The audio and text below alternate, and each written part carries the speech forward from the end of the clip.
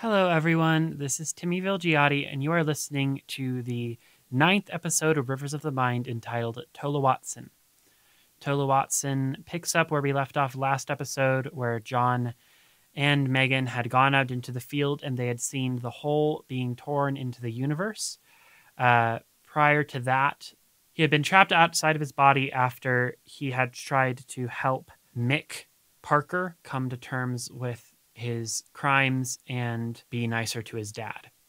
Just as a warning before this episode begins, this episode and any episode of Rivers of the Mind is not meant to promote the use of licit or illicit drugs, including but not limited to marijuana, LSD, salvia divinorum, amanita muscaria, Datura stramonium, or psilocybin.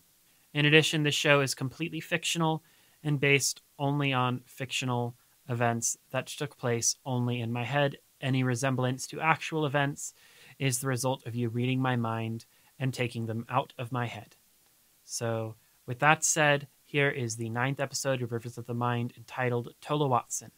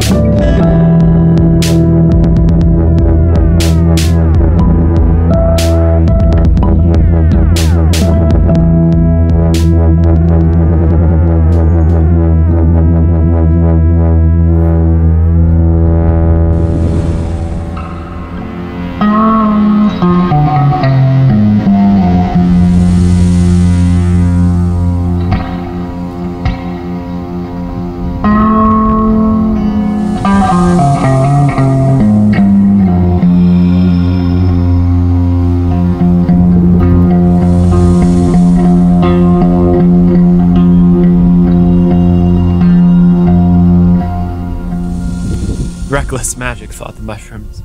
Only the most reckless and depraved magician would have allowed the Beyond to enter the fourth world in the midst of their ritual. Dark and malignant accusations fluttered about the mushrooms. Over the years, they had accrued enemies who might at times try to challenge them, but none of them were so reckless as to threaten the existence of the universe itself. Even though the arrogant mint, a shrub with raggedy leaves, often committed heresies against order and decency, it was otherwise committed to the defense of the earth. The nodding flowers, white flowers that looked like 5-pointed stars, had no creed nor moral attachment which might sway them in one way or another, and so such a violent act was far out of the norm for their kind. It must have been the Red Destroyers, pictured by the mushrooms with a ferocious and primal hatred, a race of strange red and white mushrooms who had been the enemies of the Psilocybes since a time they did not remember. They were a race of mushrooms who surely would not hesitate to bring down certain disaster to the entire earth in order to attack the Lords of the Field. The mushrooms surged with anger, visible to Jerry and Cassandra in the form of thin heat waves rising up through the air. Outside, the sky turned a deep gray, and the sun hid behind a sea of clouds. I pulled my hand away from Megan's and inched closer to where the Beyond was coming from the sky. Dripping in a form that looked like hot bluish-gray wax, the substance shimmered like a claymation, making the air around it glow with a bright violet light that was only barely perceptible. It touched Mick's chest. He convulsed, unable to see the vibrant mass of cosmic energy descending on him. The cows cleared the area as the Beyond poured over their attacker. Surely the Lords of the Field had not intended for this to happen. Mick's body began to glow, being disfigured, melting into the earth and slowly turning colors until it was buried by the energy. The mushrooms unleashed bolt upon bolt of blinding purple lightning that shocked against the mass. Small chunks were knocked off, but not enough to stem the tide. They begged me to help them. I tried to search through their ancestral memories in order to understand what I could do. What had the Old One done? Looking back through time, I could see the Old One, a gentle blue flower that grew in tangled vines and sent messages to the molds growing in the grass and the fish swimming in the sea. could see an ancient battle that they had fought against the beyond above a stone city. In that time, the arrogant mint and the lonely cactus teamed up with the pure mushrooms in the old one to fend off a burst not unlike this one. The old one shot up a brilliant opal-colored fire, one which projected from its roots to the edges of its leaves and into the sky. Drawing from their ancient memory, I tried to focus inward and find the power within myself. Somewhere deep down, I knew it was possible, but my own doubt seemed insurmountable. I rooted myself down towards the earth. With every breath, I became more and more conscious of my nearness to it, of my smallness. I could see myself from high above, a tiny speck on a rock, swirling around the sun. My own powerlessness bore down on me. I could feel the earth breathing underneath, sweltering as the beyond poured into the ground and transmuted the composition of the rock. The earth shook in seismic waves, murmuring in tectonic poems beneath my feet. The energy of the mushrooms surrounded us as they lashed out with everything that their powers could allow, pressing up against our skin. Beyond, the beyond drove like a sword into the earth. The topsoil became poisoned as the grass turned gray. Heat welled up from underneath. The mushrooms knew what had to be done, if only for the sake of the earth. Heeding their call, I emerged from what had become my cocoon on the ground, and I rose my fist to the sky, bursting with a brilliant opal fire. The flames soared from my body and sent Megan collapsing to the ground. My own skin and bones reeled from the painful heat. My arms were unable to be lowered, locked in a frozen position as the fire swirled around me. My own body appeared to stretch apart. It must be a hallucination, I told myself. I ascended skyward and felt the world around me swirl like water sucked into a drain, making all the world spiral down to the deep below. Everything disappeared into a radiant cosmic void which rose up to surround Megan and I. The flames from my skin grew wider and wider with no control or direction, creating a scalding and wrathful heat that tore at my own flesh and bones. Time slipped away from us, as did any words or recollection of who or what I was. The world, whatever it was, froze into one immense glacial second. A sound of violent and otherworldly roaring grew steadily louder and louder behind me as the spirit of the mushrooms, a towering golden turquoise colossus with a million drooping eyes and mouths carved in a wall that looked like rotting flesh. The mushrooms rose and rose in a tsunami, flooding over me in a violent way. For a moment, I reached a place of zero gravity where I found myself in a distant and crumbling dimension, one that looked like the inside of a collapsing cave, slowly breaking apart into a rumbling and furious chaos. I started to fall into this strange dimension, sinking deeper and deeper into a velveteen abyss, dropping miles and miles with no light, no sense of time or where I was. I began to lose awareness of it. All was simply black. I forgot that I was falling. I forgot who I was. I forgot what had happened. Everything that I'd ever done. And soon enough, forgot that I'd ever remembered.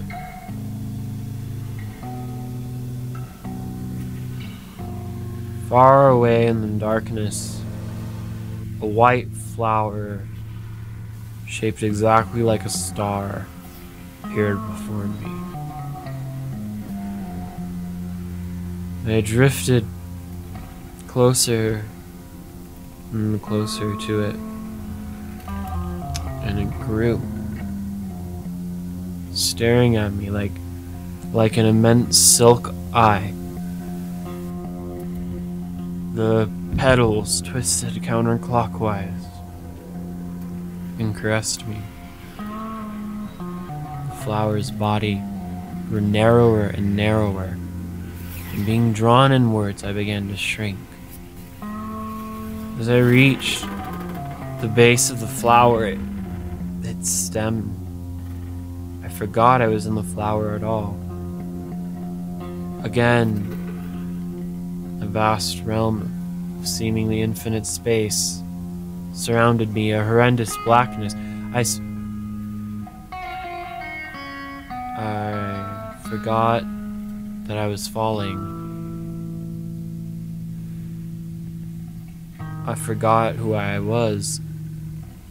I forgot what had happened, everything I'd ever done, and soon enough I forgot that I had ever remembered. Before me, there appeared in the distance a white flower shaped exactly like a star, its body twisting in a counterclockwise vortex. The body, shaped like the horn of a trumpet, grew narrower and narrower as I endlessly moved to the inside and began to shrink. It felt familiar. Had this been the first time it had happened? The last time it ever would? How long had I forgot that I was falling. I forgot who I was and what had happened. I forgot everything I'd ever done, and soon enough forgot that I ever remembered a world beyond. Anything beyond this river, gently flowing through the woods. A copy of Northern California's roadside geology clutched in my hands as I anxiously scanned the ground. My mommy and my daddy were sitting over by the waterfall while I scanned the ground for rocks. I loved rocks. Someday I wanted to be a world-famous geologist. I approached a tall hill, and so I clutched my tiny bag of rocks and my book clumsily in one hand so that I could support myself with the other hand while I climbed up. My mommy says I'm a monkey, and she's always scared when I go off rock hounding. But my daddy says it's just what boys do, climb rocks and maybe get a few broken bones here and there. I fell from a boulder in the other park, and I cracked my head a little bit. Another time I fell down into a ravine and I fractured my leg, but I didn't cry that much. Maybe a little bit, but not that much. I was getting really good at climbing. At the top of the hill, I looked down a steep edge, near which a smelly teenager smoked a cigarette. Not the kind that Daddy smokes, the kind that Grandpa smokes instead of taking Advil. The teenager looked scary, almost reminding me of one of the bad kids from a video they showed us in a class about saying no to drugs. I didn't want to go near him. Hoping he couldn't see me, I crept behind him. I'd nearly made my way completely around when a beautiful white gem caught my eye. I gasped. The teenager turned. His eyes were gross, almost looking like they could fall out of his head, and his skin seemed to hang loose. How are you doing, John? I shivered. Was he another one of my cousins that I just forgot about? Nervously, I shuffled my feet together. You're so young here, he said. I didn't respond. I wasn't supposed to talk to strangers, especially if they were weird. You don't even know what you'll be capable of when I'm through with you. But I can see it. I can see you from beginning to end. Who are you? Why don't you pick up that rock, John? Why? Pick it up. Afraid, as the teenager grew angrier, I did as I was told, quickly plucking it off the ground and loosening the cord around the bag. No. Look at it. I did as told again. Deep within the sparkling crystals, I saw a swirl of geometric patterns, which divided and expanded until a view of plains and mountains appeared in the gem. The view panned all over the earth like a soaring eagle. I recoiled in shock, unsure of what to say to the stranger. It can all be yours, he said. Every piece of it. I don't understand. The teenager grabbed me by the shoulder. Don't worry, John. You'll get it by the time I finish, he said, before throwing me off the edge of the hill. I fell, and I fell, and I fell, until I eventually... I forgot. I forgot that I was falling. I forgot that I was... who I was. I forgot what had happened. Everything I'd ever done.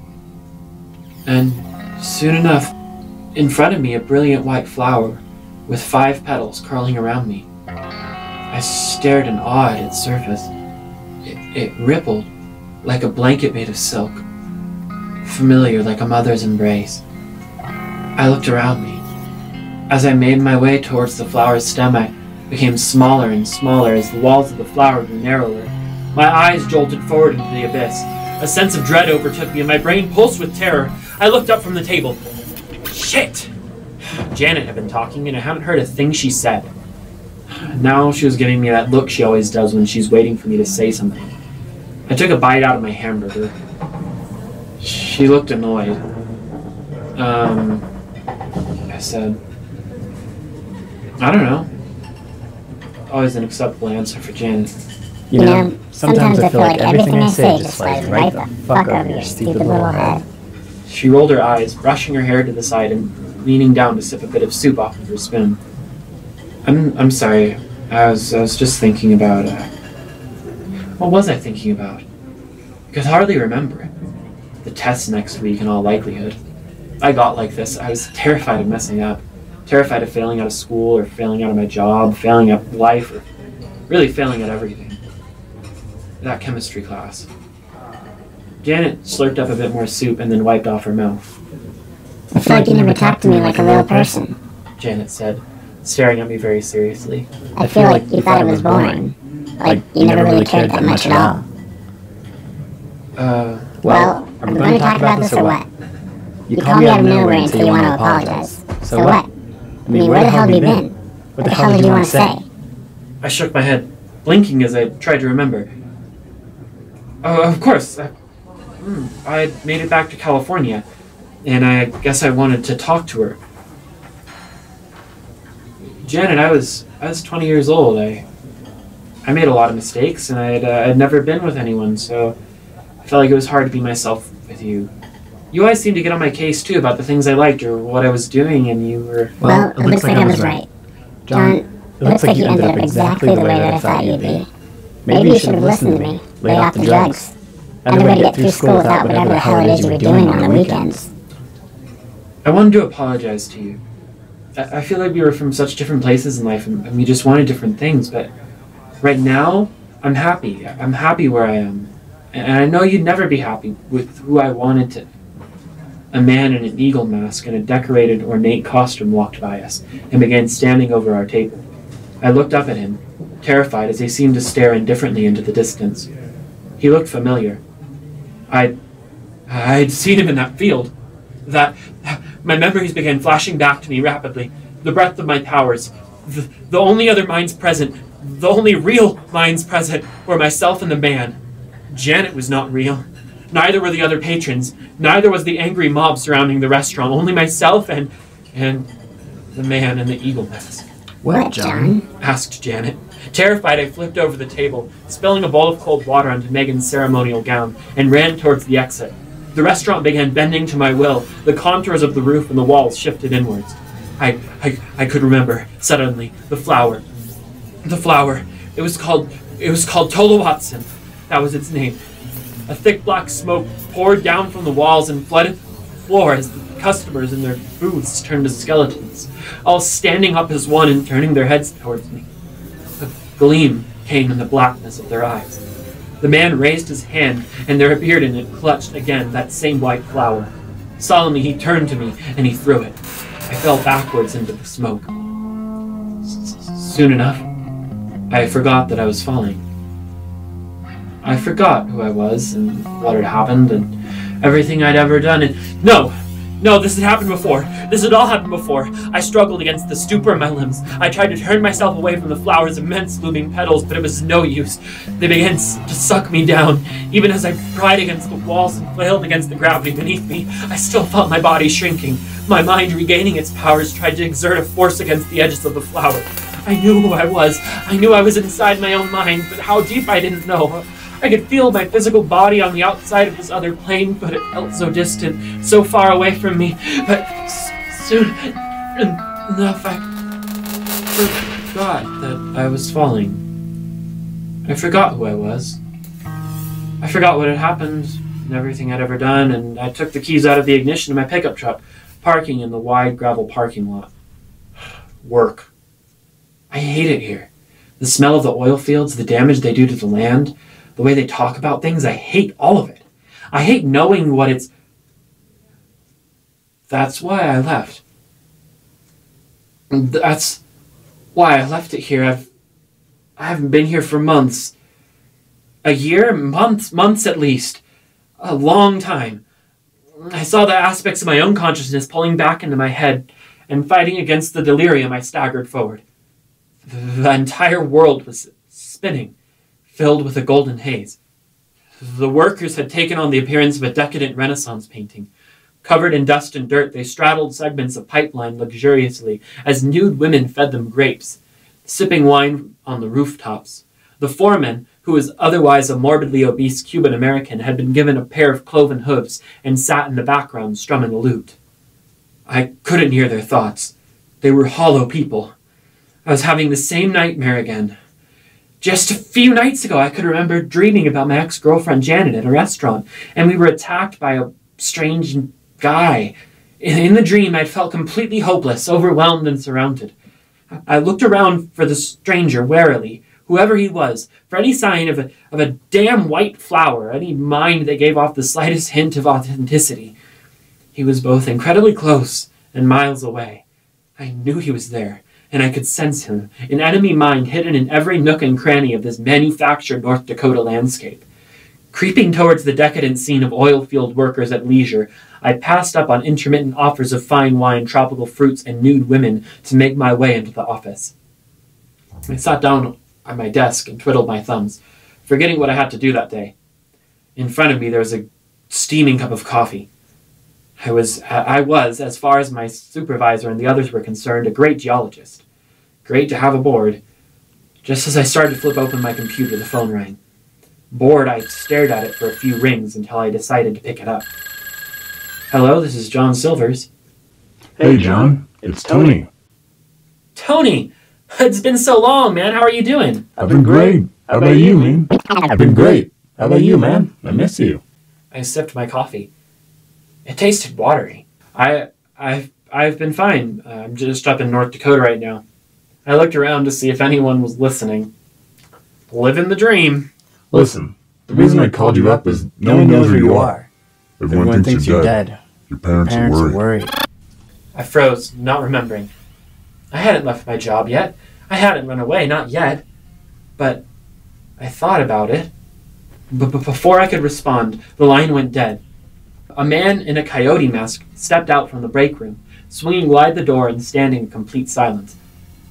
I dropped the phone and froze as he crept towards me. The memories flooded back. I knew where I was. How's it going, John? He expected me to think he was my coworker. All right, just got a real weird phone call, I replied. The stranger came closer to me, clutching a cup of coffee and pretending to drink from it. Every so often he flickered between his true form and the form of my coworker. I looked up at him warily. Telemarketer or something? An old friend. He said that I... Well, what? What do you want? The man froze, petrified. What do you mean, John? Uncertainly, he flickered back and forth between the form of a familiar coworker and his true form. Are you all right? I can see you. The stranger laughed darkly and crept closer. Resting his hands on my desk, he arched his back and leaned into me. So you can, John. He smiled, pulling a gun from his waist and sliding it over to me. You ever wondered what it'd feel like if you stopped running? If you took the fight to them, like you thought about doing the night before you left? What do you mean? Do you want to see what it would feel like? Go on, John. Take the gun. Go ahead and try it out. This is all in your head. It can't do anyone any harm. Who are you? What are you? That's an excellent question. He lifted me upwards. Suddenly, the walls of the office collapsed and left us alone on what looked like a great piece of graph paper. High above, a bloodshot-eyed teenager teetered in and out of consciousness, a pencil in his hand, blackened slightly. With a look that veered on boredom, the stranger flung me out of my chair and onto the grid. I fell backwards. I knew without a doubt that the white flower would appear, that it would shrink me down and... Very good. You're starting to remember what I'm teaching you. The stranger's voice echoed through the void. A white flower appeared on the horizon. I shut my eyes, struggling against the pain. Yet beneath the terror existed the feeling that perhaps there was a lesson to be had, something benevolent behind this psychic struggle. But soon enough, I forgot that I was falling. I forgot what had happened. Soon enough, I forgot that I'd even remembered at all. I was on a boat, in the middle of a long and winding river where an old woman paddled, her back turned to me, and a stranger who looked like an old man. The old man was tearing pieces of bread from a loaf and dropping it into the water. I studied him, ambivalently, unsure of how I'd gotten there, or what was going on. The last thing I remembered, I was studying for a midterm. The old man looked over his shoulder at me, revealing bloodshot eyes and rows of rotten black teeth when he let out an enthusiastic smile. I'm a fisher of men, he told me, winking, and then returning to the business of breaking the bread before the river. Tiny black forms sucked the bread beneath the water. Who are you? No response. How did I get here? Again, no response. Giving up, I turned to the old woman, tapping her on the shoulder. Excuse me? I said. She turned, revealing that she had no face at all, only a blank mess of skin where her eyes and her nose and mouth should be. I lurched back. You'll be like her soon enough, he said. Unless you can do it this time. My stomach sank. What do you want me to do? I'm a lonely god. And lonely, terribly lonely god. I want you to join me. I want you to fish with me. To be a fisher of men. Before I could respond, he hushed me, picking up a net and crumbling the rest of the bread. Another tiny black form appeared from beneath the water, and swiftly the old man cast the net over it. Inside the net, as it emerged from the water, there was a shrieking and moaning little human, thrashing up against the net so that it cut its arms and face trying to escape. The man quickly slammed the net against the boat's seat behind him, making the old woman jump in surprise. Again and again he crushed the human against the boat until it ceased to move, and a pool of blood had formed at the bottom of the vessel. What do you say, John? He asked. Aghast, I shook my head. Immediately the old man grabbed me by the shoulders and lifted me up, flinging me overboard and into the river. I sank and sank into the deep, my lungs filling with water, everything going dark. Soon enough, I forgot that I was falling. I forgot what had happened. Everything that I'd ever done. Soon enough, I forgot that I'd ever remembered. And soon enough, I forgot that I'd ever remembered. Soon enough, I forgot that I'd ever remembered. And soon enough, I forgot that I'd ever remembered. Soon enough, I forgot that I'd ever remembered. And soon enough, I forgot that I'd ever remembered. Soon enough, I forgot that I'd ever remembered. And soon enough, I forgot that I'd ever remembered. And soon enough, I forgot that I'd ever remembered.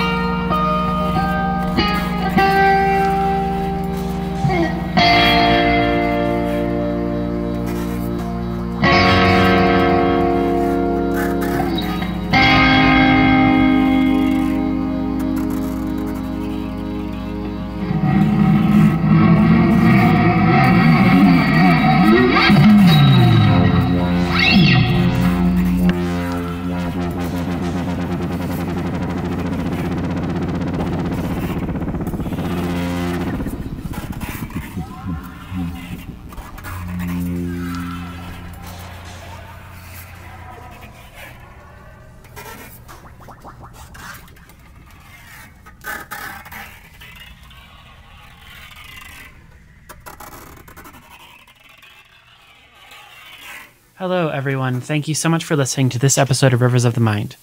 Rivers of the Mind is produced, written, and partially performed by Timothy Vilgiate.